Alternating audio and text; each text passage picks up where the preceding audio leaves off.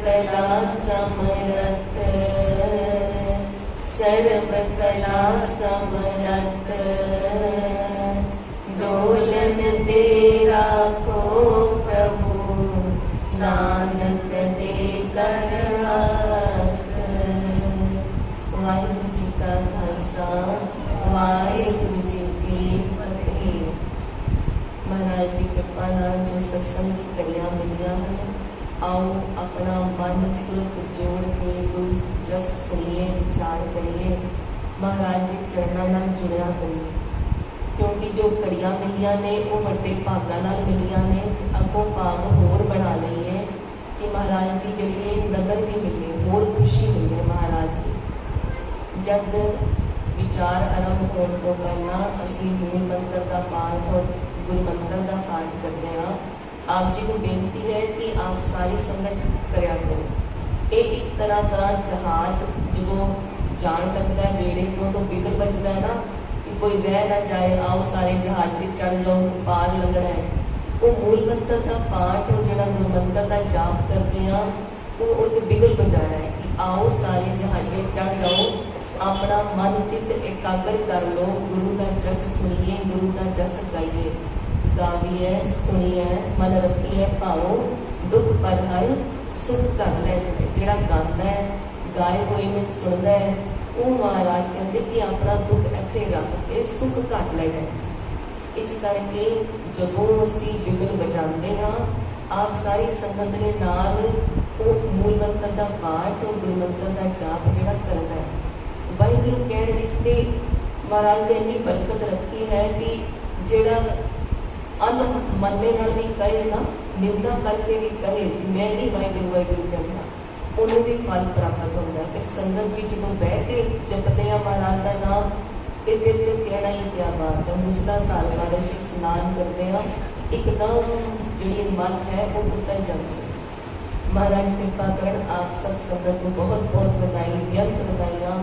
अज गुरु अंगद देव महाराज दूसरे नानक जिहड़े कहते हैं जिन्होंने बारे असीं कहिए लहना गुरु नानक का गहना, ऐसे गुरु नानक दूसरे गुरु नानक धन गुरु अंगद देव जी का प्रकाश पुरब है। अज जिन्हों की बाणी गुरु ग्रंथ साहब महाराज भी दर्ज है, भगत धन्ना जी, उन्होंने भी अज जन्मदिन है। आप सब संगतां नूं बेनती बधाइयां। ये जो लड़ी चल रही है वो गुरु अर्जन देव पातशाह महाराज के बाबत चल रही है, पर अज असी गुरु अंगद देव महाराज के जीवन के उन्होंने प्रकाश पुरब में समर्पित कुछ विचार सुनिए। महाराज कृपा करण उन्होंने जस गाइए। गुरु अंगद देव जी बारे गुरु ग्रंथ साहब महाराज की जो सिफत सलाह करते हैं ना, जो असीं हुक्मनामा साहब लैंदे हैं, जो ग्रंथी सिंह बोलते हैं तुद डिठे सच्चे पातशाह, मन जन्म जन्म की कटी है। मैं बोलते हैं जो आप सब संगतां नाल गांदियां, होवे सिफत कसम दी नूर अरसों खुसों चटिए, तुद डिठे सच्चे पातशाह, मन जन्म जन्म दी कटी है। असल में ये जो पंक्तियां हैं वो गुरु अंगद देव जी बारे कही। कहते जो उन्होंने दरबार में परमात्मा की सिफत होती है, ऐसा नूर बरसता है। महाराज के दर्शन करने नाल गुरु अंगद देव जी ने जी जन्मा जन्मां की मैल कट्टी जाती है। जो असीं बोलते महाराज की सिफत में सो कहो टल गुर सेविए, अहनस सहज सुभाए, दर्शन परसे गुरु कै, जन्म मरण दुख जाए।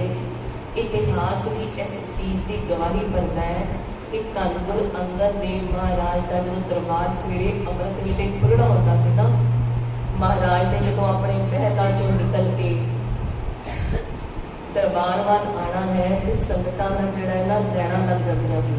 दरबार के बाद लैना क्यों लग जांदियां सी कि महाराज निकलणगे तो साडे ते अपनी अमृत दृष्टि पाणगे। इस करके लगता है कि महाराज की दृष्टि विच ही ऐसी दात है कि जिहदे पर दृष्टि पैंदी है उहदे सारे पाप ही दूर हो जाते हैं। कहते हैं कि ऐसी अमृत की दृष्टि है कालक खन उतार, जिहड़ी जिहड़ी कालक है ना उन्होंने खन कुट के बाहर निकाल देती है। तिमर अज्ञान जाए दरस द्वार, जिहड़ा दर्शन करते हैं उन्होंने दरबार के महाराज ने उन्होंने जिहड़ा अंधेरा है पापां दा अज्ञान है वो सारा दूर हो जाता है। ऐसी महाराज की जिहड़ी हैगी दृष्टि है। ऐसी दृष्टि क्यों है महाराज की? 1504 ਵਿੱਚ ਮਹਾਰਾਜ ਦਾ 4 ਵਿਸਾਖੀ ਤੋਂ ਪ੍ਰਕਾਸ਼ ਹੁੰਦਾ ਹੈ। 28 ਸਾਲ ਦੀ ਉਮਰ ਆਯੂ ਹੈ ਦੁਨਿਆਵੀ ਮਹਾਰਾਜ ਦੀ, ਜਦੋਂ ਮਹਾਰਾਜ ਗੁਰੂ ਅੰਗਦ ਦੇਵ ਜੀ, ਭਾਈ ਜੋਧ ਜੀ ਜੋ ਗੁਰੂ ਨਾਨਕ ਪਾਤਸ਼ਾਹ ਦੇ ਸਿੱਖ ਹਨ, ਉਹਨਾਂ ਪਾਸੋਂ ਬਾਣੀ ਸੁਣਦੇ ਹਨ। ਬਾਣੀ ਸੁਣਦੇ ਨੇ ਤੇ ਬਾਣੀ ਦਾ ਐਸਾ ਪ੍ਰਭਾਵ ਪੈਂਦਾ ਹੈ ਮਹਾਰਾਜ ਤੇ ਕਿ ਜਿਵੇਂ ਕਬੀਰ ਜੀ ਕਹਿੰਦੇ ਨਾ, ਕਬੀਰ ਸਤਿਗੁਰੂ ਸੁਰਮੇ ਬਾਹਿਆ ਬਾਣ ਜੋ ਏਕ, ਕਿ ਸਤਿਗੁਰੂ ਸੁਰਮਾ ਇੰਨਾ ਵੱਡਾ ਸੁਰਮਾ ਹੁੰਦਾ ਹੈ ਕਿ ਇੱਕ ਬਾਣ ਚਲਾਏ ਤੇ ਉਸ ਇੱਕ ਬਾਣ ਚੱਲਣ ਨਾਲ ਵੀ ਜਿਹੜਾ ਹੈ ਕਿ ਨੀਚੇ ਗਿਰ ਜਾਈਦਾ, ਅਭਿਮਾਨ ਜਿਹੜਾ ਅੰਦਰੋਂ ਲੈ ਜਾਂਦਾ ਹੈ ਤੇ ਭਰਿਆ ਕਲੇਜੇ ਛੇਕ, ਮੇਰੇ ਦੇ ਕਲੇਜੇ ਵਿੱਚ ਕਬੀਰ ਜੀ ਕਹਿੰਦੇ ਉਹ ਛੇਕ ਹੋ ਗਿਆ ਕਿ ਇੱਕ ਬਾਣ ਸਿਖਾਉਣ ਨਾਲ। ਜਿਵੇਂ ਇੱਕ ਪੰਕਤੀਆਂ ਇੱਕ ਗੁਰਬਾਣੀ ਦਾ ਸ਼ਬਦ ਸੁਣਨ ਨਾਲ ਉਹਨਾਂ ਦੇ ਕਲੇਜੇ ਵਿੱਚ ਛੇਕ ਹੋ ਗਿਆ, ਐਵੇਂ ਗੁਰੂ ਅਮਰਦਾਸ ਜੀ ਦਾ ਵੀ ਹੋ ਗਿਆ ਸੀ ਜਦੋਂ ਉਹਨਾਂ ਨੇ ਬੀਬੀ ਅਮਰੋ ਜੀ ਪਾਸ ਬਾਣੀ ਸੁਣੀ ਸੀ। ਇਹ ਧੁਰੋਂ ਥਾਪੇ ਹੋਏ ਜਿਹੜੇ ਮਹਾਂਪੁਰਖ ਆਉਂਦੇ ਹਨ, ਜਿਨ੍ਹਾਂ ਦਾ ਪਹਿਲੇ ਹੀ ਕੁਝ ਤਿਆਰੀ ਹੁੰਦੀ ਹੈ, ਉਹਨਾਂ ਦਾ ਜਿਹੜਾ ਕਲੇਜਾ ਇੱਕ ਸ਼ਬਦ ਨਾਲ ਹੀ ਵਿੰਨਿਆ ਜਾਂਦਾ ਹੈ। ਅਸੀਂ ਤਾਂ ਕਿੰਨਾ ਸਮਾਂ ਹੋ ਗਿਆ ਬਾਣੀ ਸੁਣਦੇ ਹਾਂ, ਤਾਂ ਕਲੇਜਾ ਵਿੰਨਿਆ ਹੀ ਨਹੀਂ ਗਿਆ। ਕਲੇਜਾ ਵਿੰਨਣ ਵਾਸਤੇ ਪਹਿਲੇ ਕਲੇਜੇ ਨੂੰ ਨਰਮ ਵੀ ਤੇ ਹੋਣਾ ਚਾਹੀਦਾ, ਜਿਹਦੇ ਜਿਹੜਾ ਜਾ ਕੇ ਤੀਰ ਖਾ ਵੀ ਲਏ। ਮਹਾਰਾਜ ਕਿਰਪਾ ਕਰਨ, ਕਹਿੰਦੇ ਜਦੋਂ 28 ਸਾਲ ਦੀ ਦੁਨਿਆਵੀ ਉਮਰ ਹੈ, ਭਾਈ ਜੋਧ ਜੀ ਪਾਸ ਬਾਣੀ ਸੁਣੀ ਹੈ, ਪੁੱਛਿਆ ਕਿਹਦੀ ਬਾਣੀ ਹੈ, ਗੁਰੂ ਨਾਨਕ ਪਾਤਸ਼ਾਹ ਕਿੱਥੇ ਨਿਵਾਸ ਕਰਦੇ ਨੇ, ਤੇ ਭਾਈ ਜੋਧ ਜੀ ਨੇ ਕਿਹਾ ਕਿ ਸਾਰੀ ਸ੍ਰਿਸ਼ਟੀ ਨੂੰ ਜਿੱਤ ਕੇ ਗੋਖੜ ਪ੍ਰਿਥਵੀ, ਸਾਰੀ ਸ੍ਰਿਸ਼ਟੀ ਨੂੰ ਤਾਰ ਕੇ ਮਹਾਰਾਜ ਹੁਣ ਕਰਤਾਰਪੁਰ ਵਿਰਾਜਮਾਨ, ਤੇ ਉੱਥੇ ਜਾਂਦੇ ਨੇ। ਭਾਈ ਲਹਿਣਾ ਜੀ ਜਦੋਂ ਹਲੇ ਗੁਰੂ ਅੰਗਦ ਦੇਵ ਜੀ ਨਹੀਂ ਬਣੇ, ਭਾਈ ਲਹਿਣਾ ਦਾ ਰੂਪ ਹੈ, ਤਾਂ ਭਾਈ ਲਹਿਣਾ ਜੀ ਮਾਤਾ ਵੈਸ਼ਨੋ ਦੇਵੀ ਦੇ ਦਰਸ਼ਨ ਕਰਨ ਨੂੰ ਜਾਣਾ ਹੈ ਤੇ ਰਸਤੇ ਵਿੱਚ ਕਰਤਾਰਪੁਰ ਚਲੇ ਜਾਂਦੇ ਨੇ। ਪਰਿਵਾਰ ਜਿਹੜਾ ਭਗਤੀ ਭਾਵ ਵਾਲਾ ਹੈ, ਉਹਨਾਂ ਦੇ ਪਰਿਵਾਰ ਵਿੱਚ ਉਹਨਾਂ ਨੂੰ ਗੁਣ ਮਿਲੇ ਨੇ ਕਿ ਹਰ ਸਾਲ ਯਾਤਰਾ ਕਰਨ ਜਾਣਾ ਤੇ ਹੋਰ ਸੰਗਤ ਨੂੰ ਵੀ ਨਾਲ ਲੈ ਕੇ ਜਾਣਾ। ਲੇਕਿਨ ਜਦੋਂ ਇਸ ਵਾਰੀ ਯਾਤਰਾ ਕਰਨ ਜਾ ਰਹੇ ਨੇ ਤੇ ਮਨ ਵਿੱਚ ਚਾਹ ਹੈ ਕਿ ਜੋ ਗੁਰੂ ਨਾਨਕ ਪਾਤਸ਼ਾਹ ਦੀ ਬਾਣੀ ਸੁਣੀ ਹੈ, ਜੋ ਇੰਨੀ ਖਿੱਚ ਪਾਉਂਦੀ ਹੈ, ਉਹਨਾਂ ਦੇ ਦਰਸ਼ਨ ਕਰਨੇ ਨੇ। ਉਹਨਾਂ ਦੇ ਦਰਸ਼ਨ ਕਰਨ ਜਦੋਂ ਜਾਂਦੇ ਨੇ ਤੇ ਆਪਣੇ ਘੋੜੇ ਤੇ ਸਵਾਰ ਨੇ, ਅੱਗੋਂ ਗੁਰੂ ਨਾਨਕ ਪਾਤਸ਼ਾਹ ਆਪ ਲੈਣ ਆ ਜਾਂਦੇ ਨੇ। ਜਾਣਦੇ ਨੇ ਨਾ ਕਿ ਗੁਰਿਆਈ ਦੇ ਮਾਲਕ ਆ ਰਹੇ ਨੇ, ਇਹਨਾਂ ਨੂੰ ਇੱਕ ਦਿਨ ਮੱਥਾ ਟੇਕਣਾ ਹੈ। ਆਪ ਅੱਗੋਂ ਲੈਣ ਆਉਂਦੇ ਨੇ ਤੇ ਘੋੜੇ ਦੀ ਵਾਕਾਂ ਪੜ੍ਹ ਕੇ ਆਪਣੇ ਸਥਾਨ ਤੱਕ ਲੈ ਜਾਂਦੇ ਨੇ। ਉੱਥੇ ਘੋੜਾ ਠਹਿਰਾ ਕੇ ਛੋਟੀ ਟਾਕੀ ਚ ਮਹਾਰਾਜ ਆਪ ਨਿਕਲ ਕੇ ਉਸ ਆਪਣੇ ਪਲਵੇ ਤੇ ਵਿਰਾਜਮਾਨ ਹੋ ਜਾਂਦੇ ਨੇ। ਜਦੋਂ ਗੁਰੂ ਅੰਗਦ ਦੇਵ ਮਹਾਰਾਜ ਸੰਗਤਾਂ ਨੂੰ ਦਰਸ਼ਨ ਕਰਦੇ ਤਾਂ ਹੈਰਾਨ ਹੋ ਜਾਂਦੇ ਨੇ, ਮਨਾ ਇਹ ਕੀ ਹੋਇਆ, ਜਿਨ੍ਹਾਂ ਦੇ ਦਰਸ਼ਨ ਕਰਨ ਆਇਆ ਹਾਂ, ਉਹਨਾਂ ਦੇ ਅਦਬ ਵਿੱਚ ਸਤਿਕਾਰ ਵਿੱਚ ਪਹਿਲੇ ਹੀ ਕਮੀ ਲਿਆਤੀ, ਉਹ ਮੇਰਾ ਘੋੜਾ ਪਕੜ ਕੇ ਲੈ ਕੇ ਆਏ ਗਏ। ਜਦੋਂ ਮਾਫੀ ਮੰਗੀ ਤੇ ਮਹਾਰਾਜ ਕਹਿੰਦੇ ਕੀ ਨਾਮ ਹੈ ਕਹਿੰਦੇ ਜੀ ਲਹਿਣਾ, ਕਹਿੰਦੇ ਤੁਸੀਂ ਲੈਣਾ ਤੇ ਅਸੀਂ ਦੇਣਾ, ਅਸੀਂ ਦੇਣਾ ਤੇ ਤੁਹਾਡੇ ਘੋੜੇ ਦੀ ਵਾਗਾ ਪਕੜ ਕੇ ਲੈ ਕੇ ਆਏ। ਤੇ ਭਾਈ ਲਹਿਣਾ ਜੀ ਨੇ ਜਿਹੜੇ ਉਹ ਮਹਾਰਾਜ ਪਾਸ ਭੇਟਾ ਵੀ ਲੈ ਕੇ ਆਏ, ਕਿਉਂਕਿ ਜਦੋਂ ਦਰਸ਼ਨ ਕਰਨ ਜਾਓ ਸਾਧੂ ਮਹਾਤਮਾ ਦੇ ਖਾਲੀ ਹੱਥ ਨਾ ਜਾਓ, ਦਰਸ਼ਨੀ ਭੇਟਾ ਹੱਥ ਵਿੱਚ ਜ਼ਰੂਰ ਹੋਏ, ਚਾਹੇ ਇੱਕ ਪੈਸਾ ਹੀ ਕਿਉਂ ਨਾ ਹੋਏ। ਕਹਿੰਦੇ ਕੋਟੀ ਅਗਰ ਭਾਗ ਰੱਖ ਕੇ ਇੱਕ ਕੋਟੀ ਦਾ ਵੀ ਭਾਗ ਅਗਰ ਤੁਸੀਂ ਆਪਣੇ ਦਸਵੰਧ ਵਿੱਚੋਂ ਆਪਣੀ ਕਿਰਤ ਕਮਾਈ ਵਿੱਚ ਰੱਖਦੇ ਹੋ ਤਾਂ ਇਹ ਗੁਰ ਸਰਬ ਨਿਧਾਨ ਦਾਨ ਦੇਣ ਹੈ, ਤਾਂ ਵੀ ਮਹਾਰਾਜ ਅੱਗੋਂ ਦੀ ਕਿੰਨੇ ਖਜ਼ਾਨੇ ਬਖਸ਼ ਕੇ ਭੇਜਦੇ ਨੇ। ਜਦੋਂ ਆਪਣੇ ਜਿਹੜੀ ਵਸਤੂਆਂ ਭੇਟਾਂ ਲੈ ਕੇ ਆਏ ਨੇ, ਉਹ ਕੀ ਲੈ ਕੇ ਆਏ ਨੇ, ਇੱਕ ਲੂਣ ਦੀ ਸਿਲ ਤੇ ਇੱਕ ਦਬ ਦੀ ਚਟਾਈ। ਪਹਿਲੇ ਜੋ ਅਸੀਂ ਹੁਣ ਗੁਰੂ ਘਰ ਦੇ ਵਿੱਚ ਦਰੀਆਂ ਵਿਛਾਈਆਂ ਹੋਈਆਂ ਨੇ, ਪਹਿਲੇ ਦਬ ਦੀ ਚਟਾਈਆਂ ਵਿਛਦੀਆਂ ਸੀ। ਉਹ ਦਬ ਕੈਸੀ ਹੁੰਦੀ ਸੀ ਕਿ ਦਰਿਆਵਾਂ ਕੰਢੇ ਜਿਹੜੇ ਘਾਹ ਉੱਗਦਾ ਹੈ ਉਹ ਖੜਾ ਹੁੰਦਾ ਹੈ, ਉਹਨੂੰ ਜਦੋਂ ਕਰਕੇ ਦਬ ਕੇ ਕੁੱਟ ਕੇ ਉਹਨੂੰ ਜਦੋਂ ਨਰਮ ਮੁਲਾਇਮ ਬਣਾ ਦਿੰਦੇ ਸੀ ਨਾ ਪਠਾਣ ਲਈ, ਉਹਨੂੰ ਦਬ ਦੀ ਉਹ ਕਹਿੰਦੇ ਸੀ ਕਿ ਦਬ ਹੈਗੀ ਹੈ। ਉਹਨੂੰ ਵਿਛਾਣ ਤੋਂ ਪਹਿਲੇ ਜਿੱਥੇ ਬਚਾਣਾ ਹੈ ਉਹ ਧਰਮਸ਼ਾਲਾ 'ਚ ਵਿਚਦੀਆਂ ਸੀ। ਉਸ ਤੋਂ ਪਹਿਲੇ ਉਹਨਾਂ ਨੂੰ ਐਸੇ ਰਾਹ ਵਿੱਚ ਰੱਖਿਆ ਜਾਂਦਾ ਸੀ ਜਿੱਥੇ ਸਾਰੀ ਆਵਾਜਾਈ ਬਹੁਤ ਹੋਏ, ਤਾਂ ਕਿ ਉਹ ਚੰਗੀ ਤਰ੍ਹਾਂ ਦਬ ਜਾਣ ਤੇ ਮੁਲਾਇਮ ਹੋ ਜਾਣ, ਮਤਲਬ ਉਹਨਾਂ ਵਿੱਚ ਮਾਣ ਹੀ ਕੋਈ ਨਾ ਰਹਿ ਜਾਏ। ਸਾਰੇ ਲੋਕ ਉਹਨਾਂ ਉੱਪਰ ਪੈਰ ਰੱਖ ਕੇ ਜਾ ਰਹੇ ਨੇ, ਮਾਣ ਕੋਈ ਨਹੀਂ ਰਹਿ ਗਿਆ। ਤੇ ਧਰਮਸਾਲ ਦੇ ਜੋ ਬਣੀਆਂ ਨੇ ਕਿ ਧਰਮਸਾਲ ਆ ਕੇ ਪਿੱਛਣ ਤੇ ਸੰਗਤ ਆ ਕੇ ਉੱਪਰ ਬੈਠੇ, ਐਨੀ ਪ੍ਰਕਿਰਿਆ ਤੋਂ ਉਹਨਾਂ ਨੂੰ ਗੁਜ਼ਰਨਾ ਪੈਂਦਾ ਸੀ। ਜਦੋਂ ਲੂਣ ਦੀ ਸਿੱਲ ਔਰ ਐਵੇਂ ਦਬ ਲਿਆ ਕੇ ਚਟਾਈ ਮਹਾਰਾਜ ਦੇ ਦਰਬਾਰ ਵਿੱਚ ਭੇਟਾ ਕੀਤੀ ਤੇ ਹੁਣ ਸਵੇਰੇ ਨੂੰ ਜਾਣਾ ਹੈ ਦੁਬਾਰਾ ਦਰਸ਼ਨਾਂ ਲਈ। ਆਪਣੀ ਜੋ ਸੰਗਤ ਇੰਤਜ਼ਾਰ ਕਰ ਰਹੀ, ਜੱਥੇ ਨਾਲ ਜਾ ਕੇ ਮਿਲਣਾ ਹੈ, ਜੱਥੇ ਨੂੰ ਛੱਡ ਕੇ ਆਪ ਵਿਚਕਾਰ ਆ ਗਏ ਨੇ ਕਰਤਾਰਪੁਰ। ਤੇ ਰਾਤ ਹੁਣ ਸੋਚ ਰਹੇ ਨੇ ਕਿ ਮਨ ਇੱਥੋਂ ਜਾਣ ਨੂੰ ਨਹੀਂ ਕਰਦਾ, ਮਨ ਟਿਕ ਗਏ, ਪਰ ਦੇਵੀ ਦੇ ਦਰਸ਼ਨਾਂ ਨੂੰ ਵੀ ਜਾਣਾ ਹੈ। ਜਦੋਂ ਵਿਚਾਰਾਂ ਚੱਲ ਰਹੀਆਂ ਨੇ, ਕਹਿੰਦੇ ਨੇ ਦੇਵੀ ਦੇ ਦਰਸ਼ਨ ਉੱਥੇ ਹੋ ਗਏ ਕਿ ਉਹ ਦੇਵੀ ਜਿਨ੍ਹਾਂ ਦੇ ਦਰਸ਼ਨ ਕਰਨ ਜਾ ਰਹੇ ਸੀ ਉਹ ਮਹਾਰਾਜ ਦੇ ਘਰ ਵਿੱਚ ਸੇਵਾ ਕਰ ਰਹੇ ਸੀ। ਜਦੋਂ ਐਵੇਂ ਦੇਖਿਆ ਸੇਵਾ ਕਰਦੇ ਹੋਏ ਹੱਥ ਬੰਨ੍ਹ ਲਿੱਤੇ ਕਿ ਇਹ ਕੀ, ਉਹ ਦੇਵੀ ਨੇ ਕੀ ਪ੍ਰੇਰਨਾ ਕੀਤੀ ਕਿ ਮੈਂ ਵੀ ਜੋ ਦਾਤਾ ਵੰਡਦੀ ਹਾਂ ਇਸ ਘਰ ਚੋਂ ਲੈ ਕੇ ਹੀ ਵੰਡਦੀ ਹਾਂ। ਇਹ ਅਕਾਲ ਪੁਰਖ ਦਾ ਆਪਣਾ ਘਰ ਹੈ, ਅਕਾਲ ਪੁਰਖ ਦੀ ਗੱਦੀ ਹੈ। ਗੁਰੂ ਨਾਨਕ ਦੇਵ ਜੀ ਸਗਲ ਰੂਪ ਹੋ ਕੇ ਬੈਠੇ ਨੇ ਅਕਾਲ ਪੁਰਖ ਦੀ ਗੱਦੀ ਤੇ, ਕਲਯੁਗ ਦੇ ਪਹਿਰੇ ਤੇ ਮੈਂ ਦਾਤਾ ਇੱਥੋਂ ਲੈ ਕੇ ਅੱਗੋਂ ਵੰਡਦੀ ਹਾਂ। ਜਦੋਂ ਐਵੇਂ ਸੁਣਿਆ ਤੇ ਕਿਹਾ ਮਨਾ ਹੁਣ ਫਿਰ ਕਿਉਂ ਜਾਣਾ, ਜਿੱਥੇ ਮੈਂ ਆ ਗਿਆ ਇਸ ਤੋਂ ਵੱਡਾ ਸਥਾਨ ਹੀ ਕੋਈ ਨਹੀਂ, ਉਹ ਵੀ ਦਾਤਾ ਇੱਥੋਂ ਲੈ ਕੇ ਵੰਡਦੇ ਨੇ। ਫਿਰ ਮਹਾਰਾਜ ਨੇ ਤਾਂ ਸਵੇਰੇ ਪੁੱਛਿਆ ਨਾ ਦਰਬਾਰ ਵਿੱਚ, ਭਾਈ ਲੈਣਾ ਤੁਸੀਂ ਤਾਂ ਜਾਣਾ ਸੀ ਦੇਵੀਆਂ ਦੇ ਤੇ ਫਿਰ ਗਏ ਨਹੀਂ। ਕਹਿੰਦੇ ਕਿ ਅਗਰ ਅਸੀਂ ਘਰੋਂ ਸ਼ਹਿਦ ਵਾਸਤੇ ਨਿਕਲੀਏ ਤੇ ਰਸਤੇ ਵਿੱਚ ਅੰਮ੍ਰਿਤ ਦੇ ਸੋਮੇ ਮਿਲ ਜਾਣ ਤੇ ਫਿਰ ਸ਼ਹਿਦ ਲੈ ਕੇ ਲੈ ਜਾਣਾ ਤੇ ਵਾਜਬ ਹੈ। ਸ਼ਹਿਦ ਵਿੱਚ ਗੁਣ ਹਨ ਪਰ ਅੰਮ੍ਰਿਤ ਵਰਗੇ ਤੇ ਨਹੀਂ ਹਨ। ਸ਼ਹਿਦ ਲੈਣ ਨਿਕਲੇ ਸੀ ਪਰ ਅੰਮ੍ਰਿਤ ਦਾ ਸੋਮਾ ਸਰੋਵਰ ਹੀ ਮਿਲ ਗਿਆ, ਹੁਣ ਅੱਗੇ ਕੀ ਜਾਣਾ। ਫਿਰ ਜਦੋਂ ਸੰਗਤ ਨੂੰ ਬੜੀ ਰੁਚੀ ਹੋਈ ਨਾ ਜਾਣਨ ਵਿੱਚ ਕਿ ਲੂਣ ਦੀ ਸਿਰ ਤੇ ਦਮ ਦਾ ਕੀ ਅਰਥ ਹੈ, ਕਿਉਂ ਲਿਆ ਕੇ ਰੱਖਿਆ ਹੈ ਤੇ ਇਹ ਭੇਟਾਂ, ਕਿਉਂਕਿ ਹੋਰ ਜੋ ਸੰਗਤ ਆਉਂਦੀ ਹੈ ਉਹ ਭੇਟਾਂ ਵਿੱਚ ਮਾਇਆ ਲਿਆਂਦੀ, ਅਨਾਜ ਲਿਆਂਦੀ ਗੁਰੂ ਘਰ, ਲੂਣ ਤੇ ਬਹੁਤ ਘੱਟ ਕੋਈ ਲੂਣ ਦੀ ਸਿਰ ਲੈ ਕੇ ਆਇਆ ਹੋਵੇ। ਤੇ ਮਹਾਰਾਜ ਨੇ ਫਿਰ ਗੁਰੂ ਨਾਨਕ ਦੇਵ ਜੀ ਨੇ ਸਮਝਾਣਾ ਕੀਤਾ, ਲੂਣ ਦੀ ਸਿਰ ਭੇਟਾ ਕਰਤੀ ਹੈ ਭਾਈ ਲਹਿਣਾ ਜੀ ਨੇ। ਇਸ ਤੋਂ ਭਾਵ ਇਹ ਲੋ ਕਿ ਉਹਨਾਂ ਨੇ ਆਪਣੀ ਜ਼ਿੰਦਗੀ ਦਾ ਸਵਾਦ ਦੇ ਦਿੱਤਾ। ਲੂਣ ਤੋਂ ਬਗੈਰ ਭੋਜਨ ਛਕਿਆ ਨਹੀਂ ਜਾ ਸਕਦਾ, ਅਲੂਣਾ ਭੋਜਨ ਛਕਿਆ ਜਾ ਸਕਦਾ ਹੈ।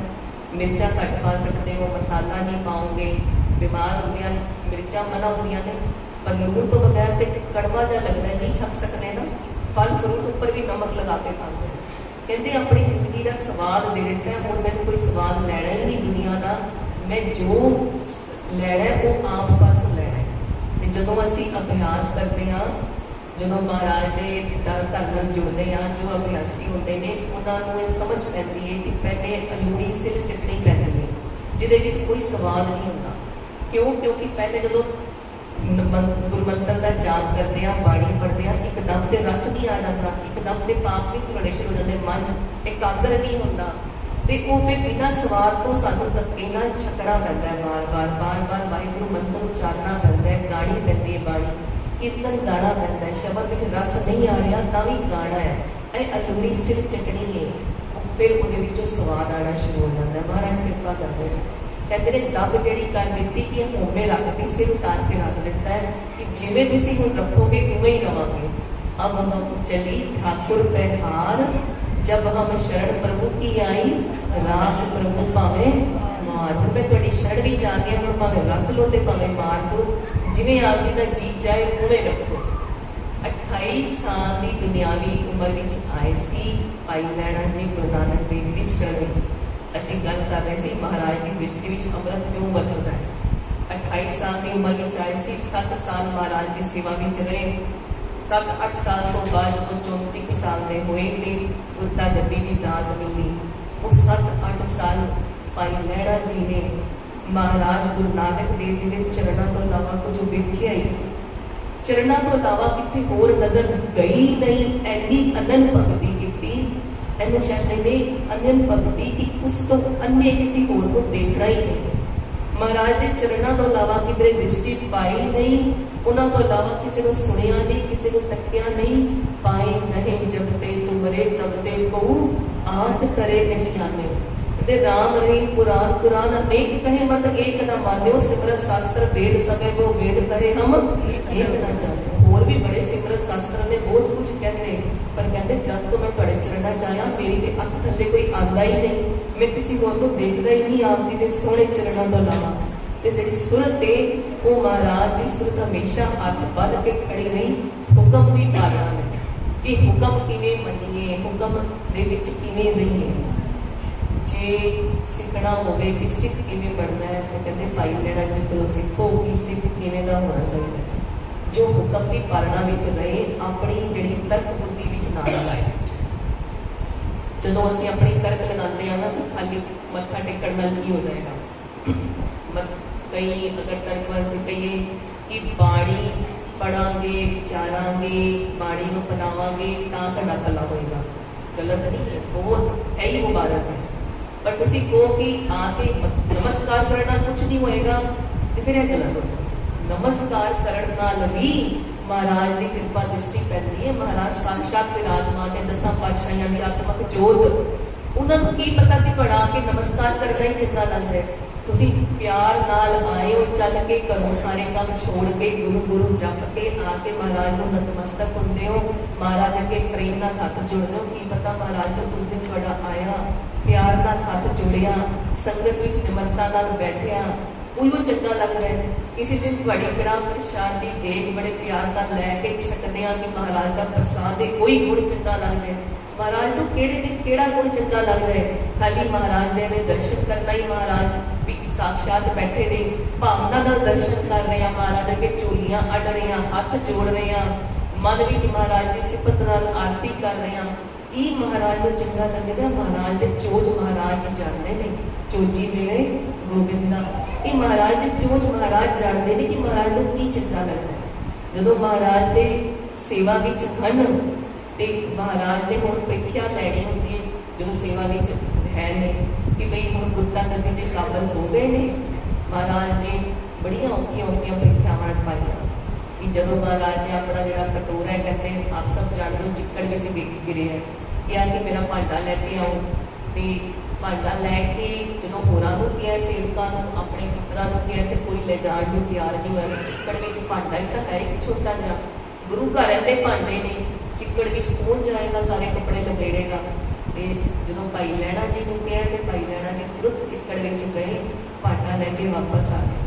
महाराज दे इस चोज का की भाव सी, अंतरी भाव समझो कि जिहड़ा पापी है ਉਹਨੂੰ पहले तारण लई ਉਹਦੇ ਕੋਲ जाना पैंदा है। जे ਅਸੀਂ गंदगी तो डर ही जावांगे तो पापी ਨੂੰ तारांगे किस तरह। गुरु नानक पातशाह साहब ਦੇ घर गए ने ना, जाके दरवाजा खटखटा के पापियां तारे कोडे राक्षस के घर गए सी, मूर्छा दे बंगाल विच घर गए सी महाराज। महाराज साहब के घर जाके दरवाजा खटखटाया कि जाके उत्थे आवाजा दिता है, बोल प्यारिया सत करतार। ते भी ए गुण आ गया है, पापी दे पाप कोलों गंदगी कोलों डरते थे नहीं, अपने कपड़ियां दे छिट्टे पैण तो डरते थे नहीं। जदों देखा कि हुण ए गुण आ गए, फिर महाराज दे जो करतारपुरी दिन सदका का बड़ा भारी इकट्ठ, 19 रसद लंगर पानी तैयार नहीं सी भी हुण संगतां नूं की चकाईए। महाराज कहते श्री चंद जी नूं, अपने पुत्तर नूं, कि यह जिहड़ा जड़ का वृक्ष है ना, इहदे उपर चढ़ जाओ, इहनूं हिलाओ ते मठियाइयां गिरणगियां, संगतां विच वंड दिया जाए। कहते कि तुसीं मां अपने पिता जी नूं कहंदे हो, उमर वडेरी हो गई है ना, पता नहीं किहड़ी अणहोईयां गल्लां कर देंदे हो। जड़ के वृक्ष ते कोई फल बूटा भी चंगा नहीं लगता, ऐसा वृक्ष है, तो मिठाइयां किवें गिरणगियां। अपनी बुद्धि लगानी शुरू कर दी। जो कोई नहीं चढ़िया ना, भाई लैणा जी को हुक्म होया, भाई लैणा जी पहले अदब इख्तियार ने 7 बचन जाके जड़ का वृक्ष लाया, इन्नी मिठाइयां गिरियां, थले चिट्टा चादरा बिछाया कि सारी संगतां ने रज रज खादियां।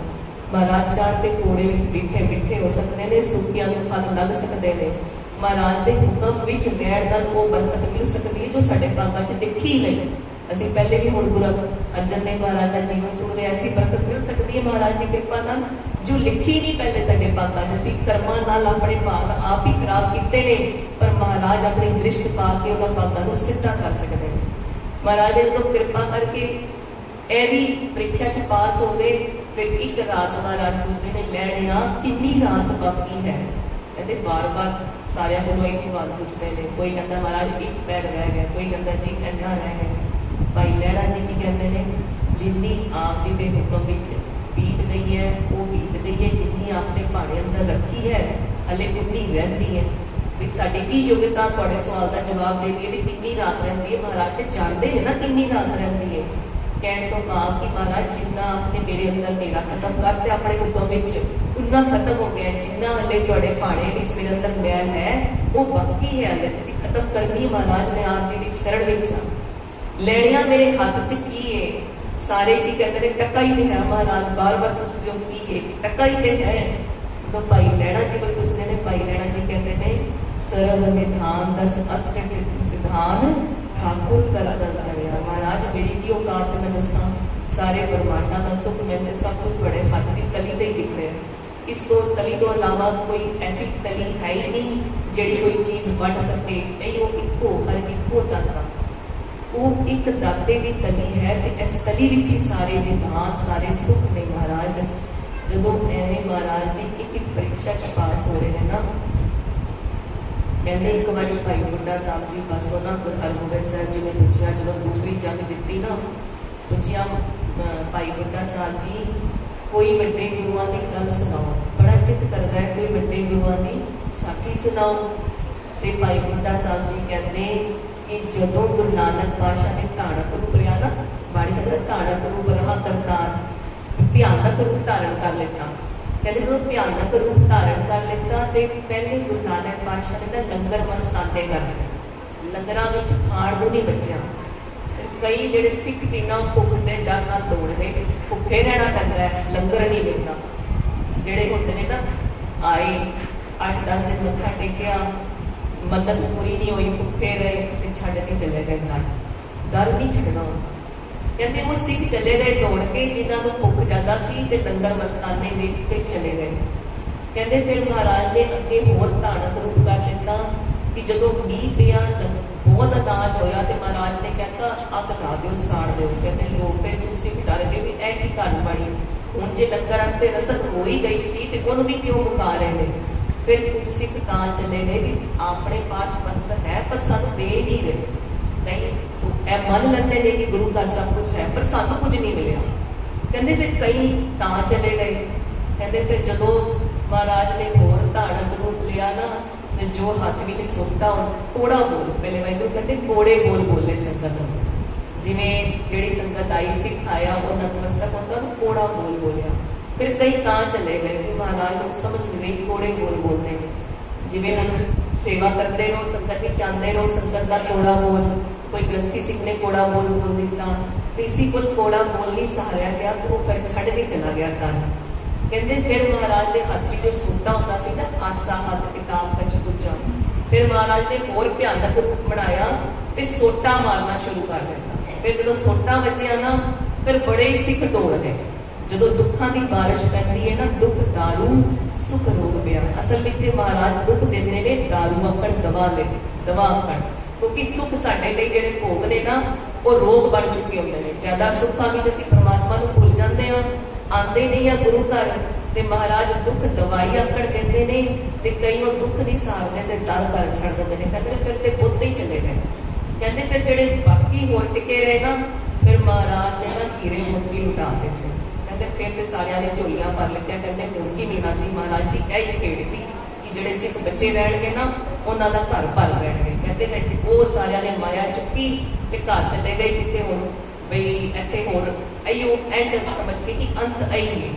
ਜਾਂ ਜਿਨ੍ਹਾਂ ਨੂੰ ਸਿਰਫ ਮਾਇਆ ਹੀ ਚਾਹੀਦੀ ਸੀ, ਗੁਰੂ ਨਹੀਂ ਚਾਹੀਦਾ ਸੀ, ਉਹ ਚਲੇ ਗਏ। ਜਿਹੜੇ ਸਿਰਫ ਮਾਇਆ ਹੀ ਮੰਗਦੇ ਨੇ, ਗੁਰੂ ਦੀ ਪ੍ਰੀਤ ਨਹੀਂ ਮੰਗਦੇ, ਉਹਨਾਂ ਦੇ ਚਰਨਾਂ ਦਾ ਪਿਆਰ ਨਹੀਂ ਮੰਗਦੇ, ਉਹਨਾਂ ਦੇ ਚਰਨਾਂ ਦੀ ਧੂੜ ਨਹੀਂ ਚਾਹੁੰਦੇ। ਕਹਿੰਦੇ ਫਿਰ ਉਹ ਵੀ ਚਲੇ ਗਏ।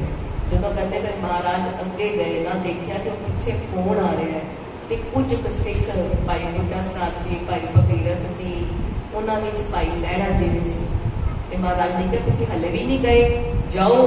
ਤੇ ਜਦੋਂ ਨਹੀਂ ਗਏ ਕਹਿੰਦੇ ਅਸੀਂ ਸਾਰੇ ਜਦੋਂ ਮਹਾਰਾਜ ਦੇ ਪਿੱਛੇ ਪਿੱਛੇ ਟੁਰਦੇ ਰਹੇ ਤੇ ਮਹਾਰਾਜ ਨੇ ਅੱਗੇ ਹੋਰ ਕਰੜਾ ਰੂਪ ਕਰ ਲਿੱਤਾ।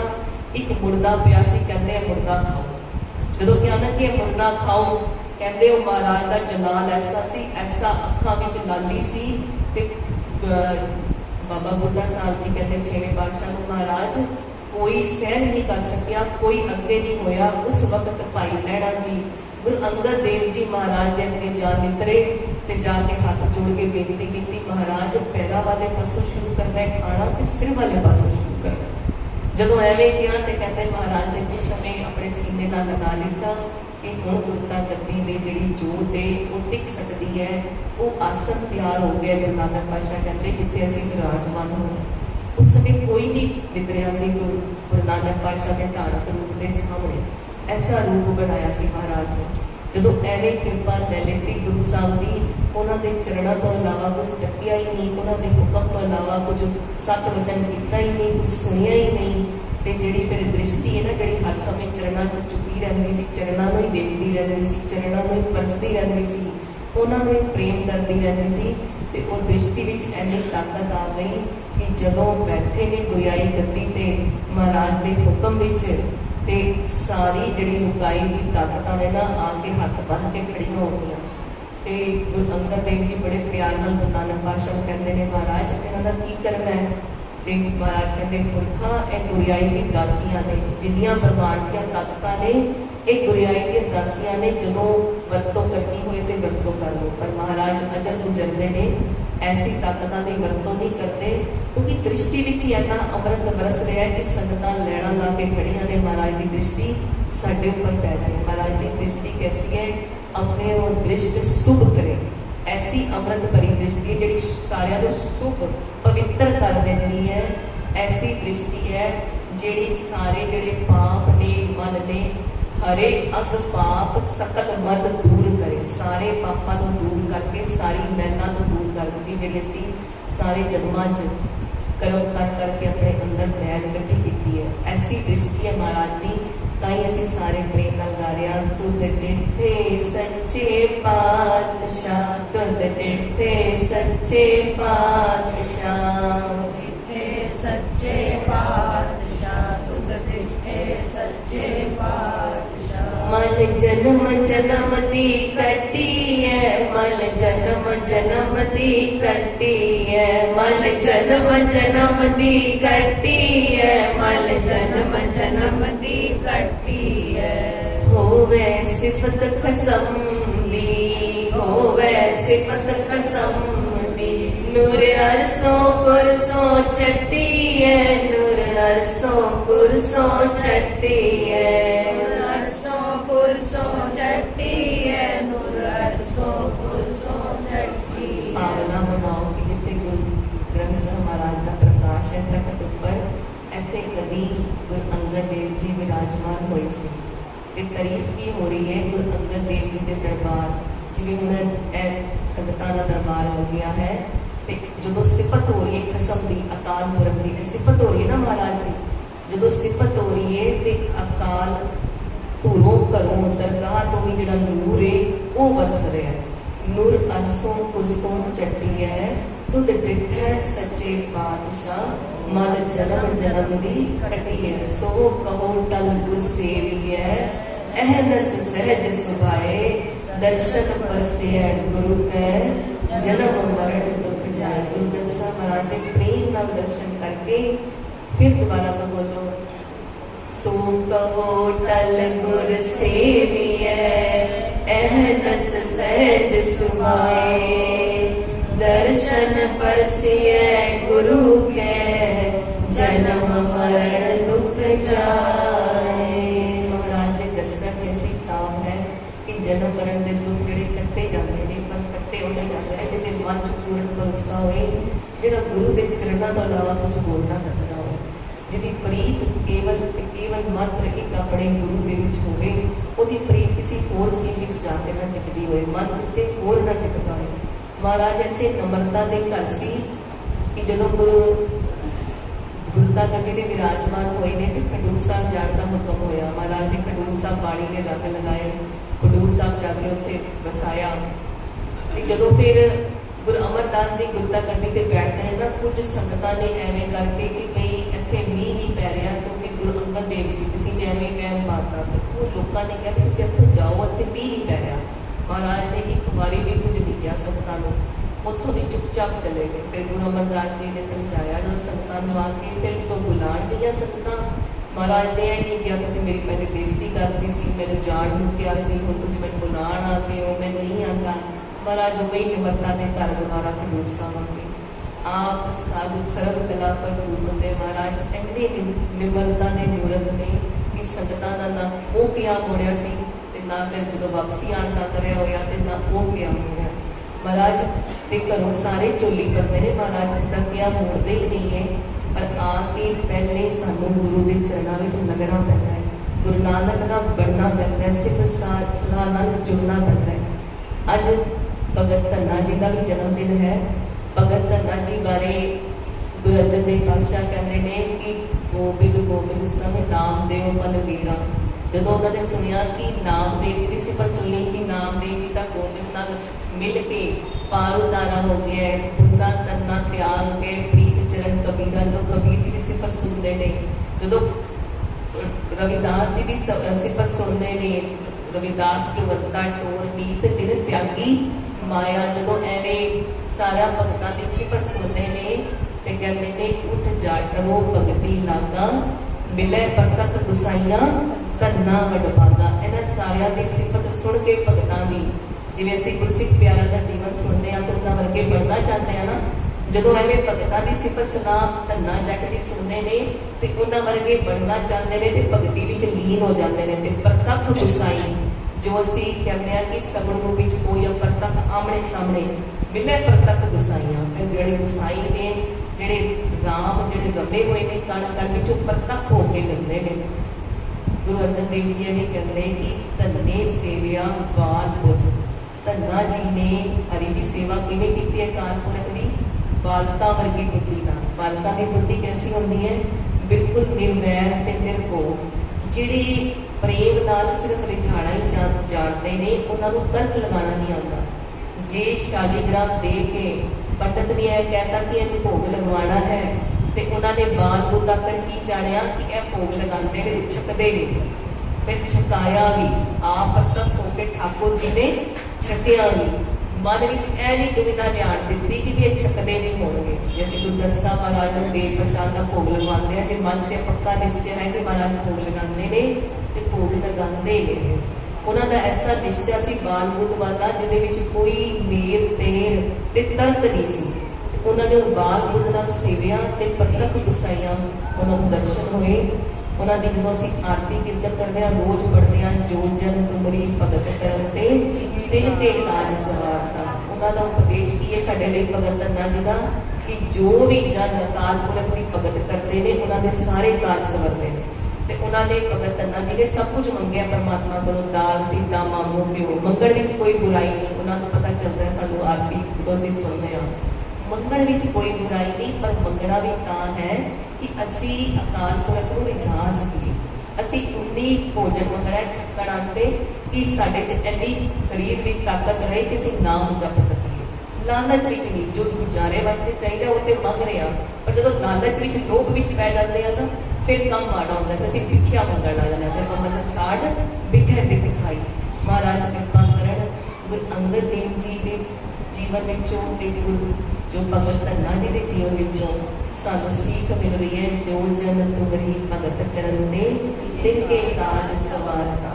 ਤੇ ਮਹਾਰਾਜ ਦੀ ਦ੍ਰਿਸ਼ਟੀ ਕੈਸੀ ਹੈ, ਸਾਡਾ ਉਸ ਪਾਸੇ ਧਿਆਨ ਰਹੇ ਕਿ ਮਹਾਰਾਜ ਦੀ ਦ੍ਰਿਸ਼ਟੀ ਐਸੀ ਹੈ ਕਿ ਅੰਮ੍ਰਿਓ ਦ੍ਰਿਸ਼ਟ ਸੁਭ ਕਰੇ ਤੇ ਨਾਨਕ ਨਦਰੀ ਨਦਰ ਨਿਹਾਲ। ਅਸੀਂ ਉਹ ਜਿਹੜੀ ਨਦਰ ਜਿਹੜੀ ਹੈ, ਜਿਹੜੀ ਨਿਹਾਲ ਕਰ ਦਿੰਦੀ ਜੋ ਸਾਡੇ ਉੱਪਰ ਪੈਂਦੀ ਹੈ, ਉਹ ਨਦਰ ਦੇ ਹੇਠਾਂ ਆਉਣਾ ਹੈ। ਅਸੀਂ ਉਵੇਂ ਦੇ ਗੁਣ ਪੈਦਾ ਕਰਨੇ ਨੇ। ਮਹਾਰਾਜ ਕੋਲੋਂ ਐਸੀਆਂ ਦਾਤਾਂ ਮੰਗਣੀਆਂ ਨੇ, ਅਰਜ਼ੋਈਆਂ ਕਰਨੀਆਂ ਨੇ। ਮਹਾਰਾਜ ਕਿਰਪਾ ਕਰੋ, ਜੋ ਆਪ ਜੀ ਬਾਣੀ ਰੋਜ਼ ਸੁਣਵਾਉਂਦੇ ਹੋ, ਜੋ ਪਾਠ ਕਰਵਾਉਂਦੇ ਹੋ, ਜੋ ਹੁਕਮਨਾਮਾ ਸੁਣਦੇ ਆ, ਵੈਸਾ ਹੀ ਸਾਡਾ ਜੀਵਨ ਹੋ ਜਾਏ। ਮਹਾਰਾਜ ਐਸੀ ਕਿਰਪਾ ਕਰੋ ਕਿ ਆਪ ਜੀ ਦੀ ਅੰਮ੍ਰਿਤ ਦ੍ਰਿਸ਼ਟੀ ਸਾਡੇ ਉੱਪਰ ਪਏ ਤੇ ਸਾਡਾ ਵੀ ਪਾਰ ਉਤਾਰਾ ਹੋ ਜਾਏ। ਕਿਉਂ ਮਹਾਰਾਜ? क्योंकि तेरी एक नज़र की बात है, मेरी जिंदगी का सवाल है। ਤੁਹਾਡੀ ਤੇ ਇੱਕ ਨਜ਼ਰ ਦੀ ਗੱਲ ਹੈ ਮਹਾਰਾਜ, ਇੱਕ ਅੰਮ੍ਰਿਤ ਦ੍ਰਿਸ਼ਟੀ ਪਾਓਗੇ ਤੇ ਜੋ ਤੁਸੀਂ ਮਨੁੱਖਾਂ ਦੇਣੀ ਵਾਲੀ ਜ਼ਿੰਦਗੀ ਦਿੱਤੀ ਜਿਹਦੇ ਬਾਬਤ ਤੁਸੀਂ ਕਿਹਾ ਭਈ ਪ੍ਰਾਪਤ ਮਾਨੁਖ ਦੇਰੀਆਂ ਗੋਬਿੰਦ ਮਿਲਣ ਕੀ ਇਹ ਤੇਰੀ ਬਰੀਆ। ਇੱਕੋ ਵਾਰੀ ਜਿਹੜੀ ਸਾਨੂੰ ਮਿਲਦੀ ਹੈ, ਇਹਦਾ ਸਵਾਲ ਹੈ ਮਹਾਰਾਜ, ਇਹ ਬੜੀ ਕੀਮਤੀ ਵਾਰੀ ਖਾਲੀ ਨਾ ਚਲੀ ਜਾਏ। ਇਸ ਕਰਕੇ ਮਹਾਰਾਜ ਅੱਗੇ ਬੇਨਤੀਆਂ ਕਰਨੀਆਂ ਨੇ, ਤੇਰੀ ਇੱਕ ਨਜ਼ਰ ਦੀ ਬਾਤ ਹੈ, ਮੇਰੀ ਜ਼ਿੰਦਗੀ ਦਾ ਸਵਾਲ ਹੈ। ਮਹਾਰਾਜ ਕਿਰਪਾ ਕਰਨ, ਸਾਡੇ ਸਾਰਿਆਂ ਦੇ ਸਿਰ ਤੇ ਮਿਹਰ ਭਰਿਆ ਹੱਥ ਰੱਖਣ, ਸਾਨੂੰ ਆਪਣੀ ਸੰਗਤ ਬਖਸ਼ੀ ਰੱਖਣ, ਬਾਣੀ ਤੇ ਬਾਣੇ ਦੇ ਧਾਰਨੀ ਬਣਾਉਣ। ਜੂਲ ਤੇ ਨਿਸ਼ਾਨ ਰਹੇ ਸਜ ਤੇ ਦੀਵਾਨ ਰਹੇ। ਵਾਹਿਗੁਰੂ ਜੀ ਕਾ ਖਾਲਸਾ, ਵਾਹਿਗੁਰੂ।